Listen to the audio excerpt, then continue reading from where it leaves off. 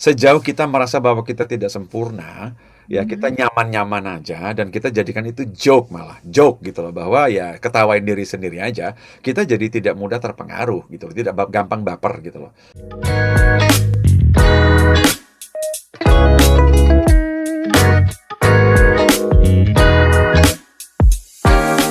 Kayaknya ngerjain pekerjaan tuh ada yang ganjel gitu ya, ternyata terpikir dengan omongan-omongan orang yang sudah kita dengar atau kita tonton tadi, ataupun kita lihat, kita baca gitu, Pak Heng. Nah, ada nggak nih caranya supaya kita bisa distraksi, kita pecah aja tuh omongan-omongan yang ada di kepala kita? Silakan. Nah, langsung tips 4 aja kalau gitu nih. Oke, langsung Pak Heng, silakan. Nah, jadi gini, saya punya inilah saya pada saat dulu nih saya mempelajari berapa tahun lalu ya? 20 tahun lalu, Audrey. Saya kagum dengan komedian gitu ya. Oke. Saya kagum dengan komedian. Karena itu saya salah salah satu yang saya follow dari dulu itu Jay Leno gitu ya, komedian di Amerika gitu ya. Stand up komedian, terus dia punya acara. Nah, saya mulai mempelajari apa sih yang membuat orang-orang itu spesial gitu loh. Saya dalamin, saya lihat termasuk cara strategi mereka bikin skrip, saya pelajari semua. Dan ternyata ada satu kelebihan orang-orang yang saya sebutnya smart, bijaksana, terus sangat fleksibel, tidak mudah tidak mudah dipengaruhi oleh kayak omongan orang dan lain-lain. Kuncinya satu, Audrey. Stand up comedian itu jago dalam mentertawakan diri sendiri. That's number. Oke. Ya. Kalau kita teliti, saya dulu nggak tahu kenapa joke-joke mereka lucu. Mhm. Joke-joke itu lucu karena sebetulnya mengenai diri mereka sendiri, gitu ya. Nah, jadi buat semua yang ada di sini tips nomor 4 saya. Supaya omongan orang itu tidak mudah mengganggu kita, kita harus pandai-pandai mentertawakan diri sendiri. Jadi gini, Oke. jadi semakin kita tahu kita ini not perfect. Kalau mentertawakan diri sendiri tandanya apa sih, Audrey? Kita not perfect loh. Ya. Nah, kita not perfect. Nah, jadi kalau misalnya ada nih, seringkali saya kalau misalnya nanya, misalnya begini aja, saya lagi ngomong sama, let's say, anggota tim saya lah, ya anak Mhm. buah saya lah. Saya lagi ngomong, dan kadang-kadang ada yang berani mengkritik saya loh. Misalnya, begini, begini, begini, saya bilang, daripada saya bilang begini, karena ingin tampil sempurna, saya mending bilang, Ah iya juga sih. Oh ya, oke, oke, oke. Gitu aja. Oke. Karena kita tahu, we're not perfect loh. Semakin kita tidak ingin tampil perfect, semakin kita tidak mudah terpengaruh gitu loh. Mhm. Semakin kita berani mentertawakan diri sendiri, semakin kita tidak terpengaruh. Gitu. Nah, saya bahkan bahkan anak-anak saya pun kadang-kadang mereka berani mengkritik saya loh. Nah, Oke. karena gini, karena kalau dilihat ya, saya misalnya gini ya, mungkin sekarang karena sudah sering tampil di live IG maupun di apa Smart NLP di YouTube dan lain-lain, mungkin orang sudah mulai melihat saya ringan aja, apalagi kalau sering bersama saya di kelas, very comfortable. Kalau saya tampil di sehari-hari, saya ya tadi saya bilang santai, goofy, tidak sempurna, it's fine. Nah, kayak gitu-gitu. Nah, ini mempermudah kita sendiri untuk tidak terpengaruh terlalu banyak mengenai omongan orang. Karena Mmm. sudah terbiasa melihat diri tidak sempurna gitu loh. So kalau diomongin, kayak gitu aja. Nah, jadi tidak lagi kita mudah terganggu. Kuncinya, tips 4, lebih sering berani mentertawakan kekurangan sendiri. Mhm. That's it. Itu Oke. tips nomor 4. Jadi, kalau kita sendiri sudah bisa mentertawakan diri sendiri, Mmm. takut apa ditertawakan orang, Audrey? Takut apa? Ah Ya kan, begitu dia mau meledek, dia mau menjelek-jelekin saya, semua kejelekan saya yang dibawakan Audrey, saya sudah jelek-jelekan diri sendiri kok. So, ya kan, kelebihan Ah kekurangan saya yang coba ditampilkan oleh Audrey misalnya di depan orang lain lihat saya comfortable dengan itu. Saya comfortable aja. Malah kalau dia bilang, kamu udah dengar belum? Si Audrey omongin kamu begini-begini. Oh ya, gitu ya. Terus menurut kamu gimana tuh? Nggak apa-apa, mungkin benar kali kok gitu ya. Ya, jadi kadang-kadang ada orang yang heran loh. Ini kok dia terima begitu aja? Gitu ya? Terima, Audrey, karena kita nyaman aja. Satu, Oke. pertama tadi saya bilang, dia bicara dengan standar dia. Dan yang kedua, maybe it's true. Mungkin saya punya kekurangan, saya nggak tahu. Toh I'm not perfect. Gitu. Jadi yang keempat ini, beranilah mentertawakan diri sendiri. We are not perfect. Itu aja. We are not perfect.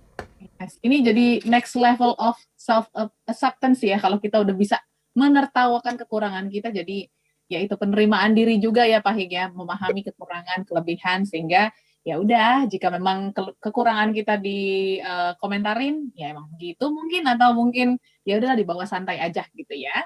Oke, Oh, kita ke pertanyaan dulu Pak Hing, ini sudah ada beberapa respon boleh, ya. boleh. Ini menarik nih. Ya. Pak Hing, ini saya khusus di sosial media ya. Justru saya punya kecenderungan untuk takut nih, untuk upload atau share karya-karya saya, karena takut omongan orang.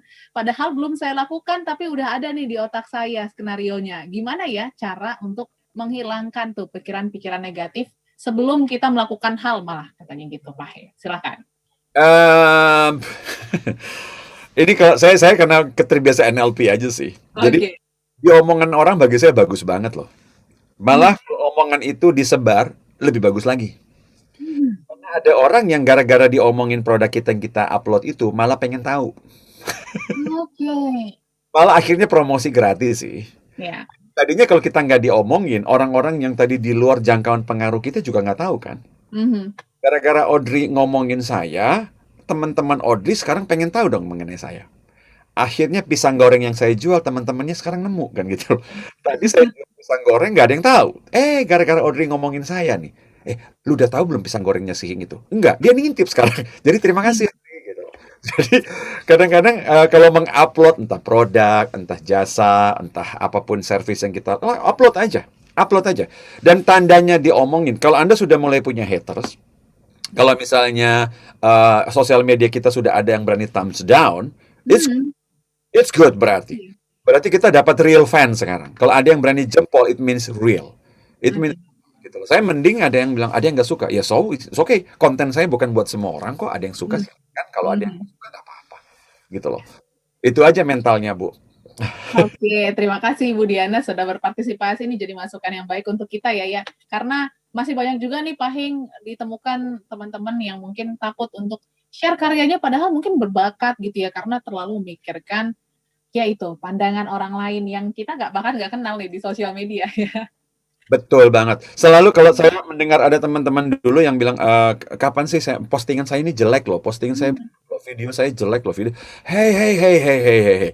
Semua orang yang kita lihat nih, coba nih, yang Anda lihat sekarang yang tampil karyanya bagus, coba browsing kembali karya dia kalau ada sih 10 tahun lalu, jelek-jelek. Jelek, tapi dia start gitu loh. Yes. Tapi dia start. Nah, yang jelek hari ini 3 bulan lagi bagus. Tetapi yang 3 bulan lagi bagus itu nggak akan ke posting kalau yang hari ini jelek kita belum berani posting. Nah, itu dia ya, start now pokoknya. Oke, ini satu pertanyaan lagi ya Pak Hing sebelum kita mungkin ke kesimpulan. Kalau saya punya kebiasaan nih Pak Hing ketika mendengar omongan-omongan yang cukup nggak baik, saya tanyakan nih ke teman-teman yang lain, emang saya kayak gitu? Apakah ini jalan yang tepat juga? Atau mungkin ini bisa jadi jebakan juga untuk saya? Saya gampangnya begini, itu buang waktu nggak sih? Oke. Nah, kalau saya cuman pas dengar, misalnya gini, katakan saya lagi duduk berdua sama Odi, kita temenan, lalu saya dengar baca begitu, lalu saya tanya Odi, emang gue kayak gitu? Selesai di situ kan? Ya. Selesai di situ. Yang akan saya bilang buang waktu adalah setelah saya baca, saya telepon satu kota nih. Tapi pertanyaan saya begini, apakah boleh nggak saya konfirmasi ke teman-teman? Ya kalau nggak buang waktu nggak apa-apa. Nanya satu orang aja, it's okay. Nanya satu orang, tapi jangan jadikan itu waktu konsumsi waktunya jadi banyak gitu loh. Buang waktu aja. Boleh nggak nanya? Nggak apa-apa. Kalau self assurance kan kita pengen, emang aku jangan-jangan bener loh aku kayak gitu. Menurut kamu bener, Audrey? Ya kan Audrey bilang nggak juga sih. Ya udah selesai dan tidak buang waktu itu. Cuman paling 5 menit kok. It's fine, it's fine. Cuman ya kalau buang waktu nggak usah dah. Lah ya, karena jadi pendengar juga jadi, aduh kenapa nih orang nanya gitu kan, jadi pengen cepet menghilang ya nggak Pak Hing? Banget. Kadang-kadang yang kita cross check juga nanya satu kota itu juga males. Iya bener. Jadi asumsi baru lagi nih yang bahaya ya. Malah akhirnya justru nyebelin gitu loh. Malah Yes. Aha, oke, jadi hindari ya small listeners ya. Pak Hing, dari 4 tips ini, apalagi nih yang jadi pengingat dan ada juga pertanyaan nih supaya nggak gampang baperan. Gimana Pak Hing? Silakan. Sekalian dirangkum. baper itu kan perasaan sih. Makanya yang saya sih lebih prefer begini nih buat semuanya. Tips yang keempat tadi itu bagi saya sih good closure. Artinya gini, sejauh kita merasa bahwa kita tidak sempurna, Ya kita Mhm. nyaman-nyaman aja dan kita jadikan itu joke malah, joke gitu loh bahwa ya ketawain diri sendiri aja, kita jadi tidak mudah terpengaruh gitu loh, tidak gampang baper gitu loh. Orang-orang yang nyaman, very comfortable gitu loh dengan kekurangan dia tidak mudah. Nah, jadi kalau misalnya diomongin orang, cara paling mudah tadi saya bilang tips nomor satu, ya mending nggak usah baca maupun nggak usah dengerin orang yang kita tahu bakal mengganggu produktivitas kita itu. Nggak usah kepoin status mereka, nggak usah apa ya dengerin omongan mereka, udah tutup telinga, tutup mata, bahkan tutup mulut, nggak usah bahas mengenai mereka aja, sudah selesai. Ya kan, jadi akses mereka kita putus, udah gitu loh. Nah, dan ingat baik-baik bahwa setiap manusia, Audrey dan juga semua smart listener ini, semua manusia itu hanya melihat kita berdasarkan gambaran dirinya sendiri gitu loh. Nah, Mhm. kalau orang baik, dia akan bicarakan banyak kebaikan kita. Itu aja. Dan kalau misalnya dia bicara keburukan kita cuma bilang, oh dia sedang membicarakan diri sendiri. That's it. Mhm. Dan yang Mhm. ketiga, coba reframing. Orang-orang yang membicarakan hal-hal buruk mengenai kita, dan kalau kita bilang, saya bukan orang kayak begitu, reframing aja. Justru dia omongin keburukan kita berarti karena dia tidak mengenal kita. Ya kan? So it's fine. Nah, Mhm. kecuali kita bilang, aduh dia kenal baik sama gua ya, karena itu dia tahu keburukan gua. Nah, itu berarti kita mengakui kan omongannya. Dan itu pun berarti bukan ngomongin keburukan, berarti dia ngomong kenyataan. Sedangkan kalau dia kita tahu tidak sesuai bicara kenyataannya, dan kita tahu berarti reframingnya, tuh kan orang itu memang nggak kenal sama saya. Udah, that's it. Gitu loh. Dan hanya dengan punya mindset kayak begini, mudah-mudahan kita tetap produktif. Tetap kita produktif, yang terutama hal-hal yang benar-benar matters, tidak buang waktu dan tenaga lah. Gitu. Mhm, oke. Jadi jangan buang waktu Anda semalasannya untuk memikirkan hal-hal yang nggak penting dan bahkan jadi melumpuhkan produktivitasan kita. Jadi semoga 4 tips ini bisa membantu Anda ya semakin, produktif, percaya diri, dan pastinya tidak memikirkan omongan-omongan yang cukup mempengaruhi Anda.